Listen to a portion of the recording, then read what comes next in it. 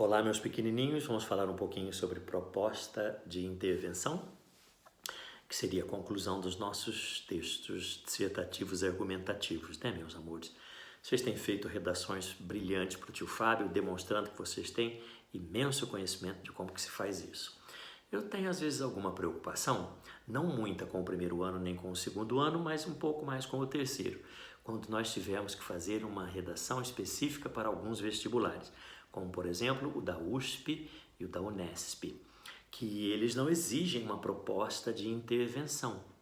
Então, como é que faz para eu fazer minha conclusão, tio Fábio? A gente pode fazer por duas maneiras, com uma conclusão por dedução ou uma conclusão por síntese. A gente faz todo o projeto da dissertação com a nossa introdução, nossa tese, com o nosso desenvolvimento e todos os argumentos, e quando chega na conclusão, você pode fazer uma dedução, isto é, conforme visto acima, eis aqui o porquê da minha tese. Então, deduz-se a partir da tese colocada no primeiro parágrafo dos argumentos debatidos no segundo e no terceiro parágrafos, que a conclusão chega àquele final. E por síntese, quando você diz assim, estão vendo? Eu expliquei passo a passo e sinteticamente aqui está demonstrada a minha tese. Agora, o normal, quando você vai fazer uma prova de Enem, fazer um parêntesezinho aqui.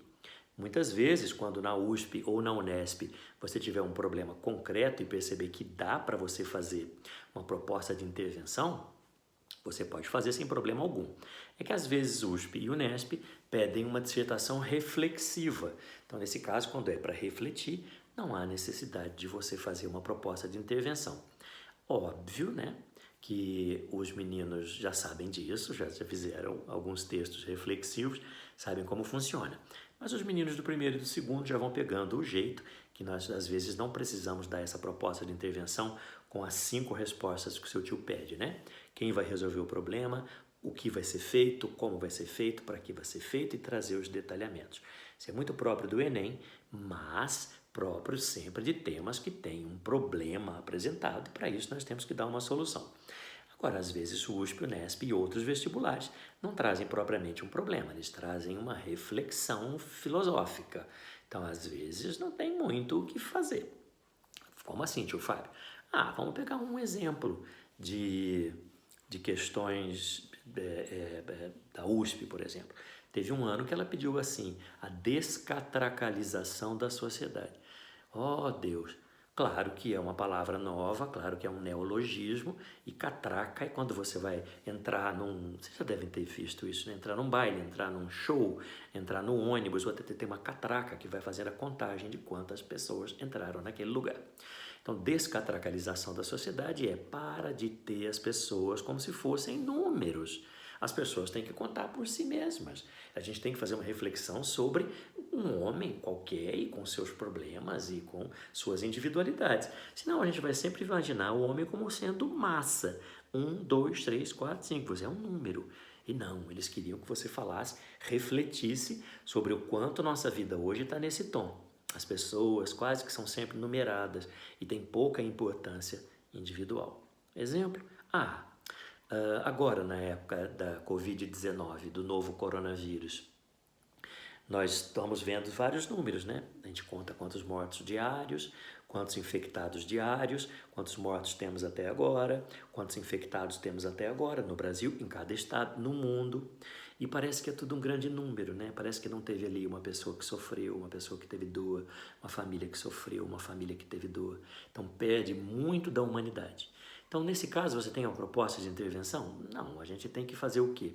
A gente tem que deduzir ou sintetizar aquilo que você defendeu como tese e aquilo que você desenvolveu para justificar a sua tese. Agora, no mais das vezes, nós podemos resolver o problema com essas 5 respostas que o seu tio acabou de falar, né?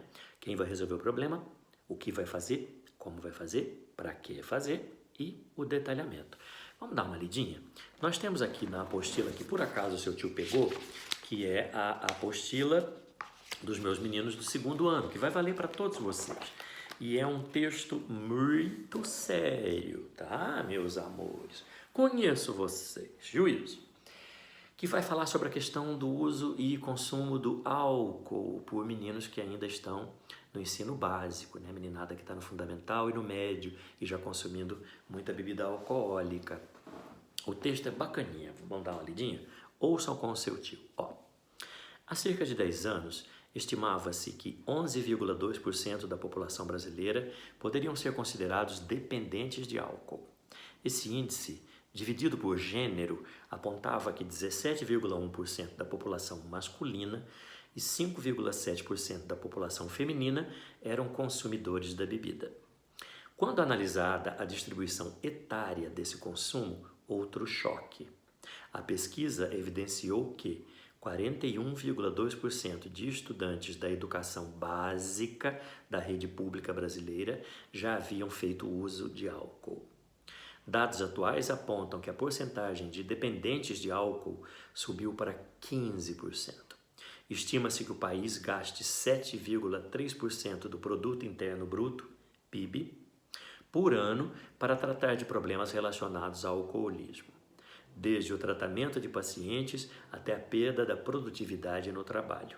A indústria do álcool no Brasil, que produz do açúcar ao álcool combustível, movimenta 3,5% do PIB. Poxa vida, né, pequenos? Vocês percebem que é um problema concreto. O alcoolismo entre os brasileiros é muito elevado e muito assustador, que 42% praticamente dos meninos do ensino básico, quando a gente fala em ensino básico, a gente está falando do fundamental até o médio, que seria até 17 anos, já consumiu álcool ou faz uso de álcool frequentemente. 42%. É muita gente. E aí a gente teria uma proposta de intervenção que traria possibilidade de colocar 5 questões? Claro que sim. Quem é que poderia resolver esse problema? O que poderia ser feito? Como isso poderia ser feito? Para que isso teria que ser feito? E o detalhamento. Isso aí a gente sabe fazer, né, pequenininhos? A gente tem que pensar, num primeiro momento, é o poder público ou é o poder privado que vai tomar uma atitude? Ou são os dois que devem tomar uma atitude? O que pode ser feito? Será que nós temos que proibir? Será que nós temos que regulamentar? Será que nós temos que tratar? Será que nós temos que educar? Será que nós temos que conscientizar? Tantas respostas, né? E depois também vem o como. Meninada, nada dá para ser feito se nós não tivermos investimento, né? Vontade de investir contra esse mal da sociedade. Esse investimento teria que vir do poder público e teria que vir do poder privado também, viu, pequenininhos? Existem algumas alternativas que têm dado muito certo no Brasil. Por exemplo, não pode se fazer propaganda de bebida alcoólica na televisão. Fazem, determinado horário para frente, fazem. E muitas vezes os meninos assistem a televisão paga, e na televisão paga os programas se repetem e acaba aparecendo uma propaganda num horário inadequado. O cigarro foi totalmente proibido, né, de se fazer propaganda de cigarro em qualquer veículo. Diminuiu, mas muito, o consumo de cigarro no Brasil. O de bebida alcoólica ainda não está totalmente proibida a propaganda, só tem um horário limite para se apresentar esse tipo de propaganda. É uma alternativa, né, pequenininhos? E nós temos um problema apenas de ordem social, um problema de ordem de saúde? Não, né, pequenos? Nós estamos também vendo aí um grave problema relacionado às questões econômicas. Há um ganho enorme, né? A indústria do álcool no Brasil, que produz do açúcar ao álcool combustível, movimenta 3,5% do PIB brasileiro. É muito dinheiro envolvido. Então nós temos questões gravíssimas relacionadas às questões sociais, às questões de saúde, às questões psiquiátricas. Nós temos graves problemas relacionados a isso. E o seu tio gosta sempre na proposta de intervenção, que vocês se preocupem em falar sobre a importância da escola e da família unidas para solucionar esse grave problema que nós temos. Pensem nisso, reflitam sobre. Precisa produzir uma redação sobre isso agora, tio Fábio? Não precisa. Seu tio não quer fazer com que vocês acumulem muito trabalho.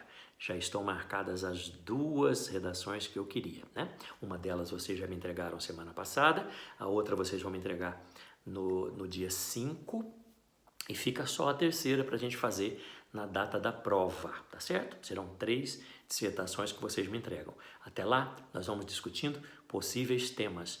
Principalmente os menininhos do terceiro ano, fiquem bem atentos aos temas que a gente trabalhou nesses 3 anos, né, meus pequenos? Eu queria dar os parabéns para os meninos do terceiro ano que já foram aprovados em algumas faculdades. E o seu tio está muito contente da aprovação com a aprovação dessas crianças.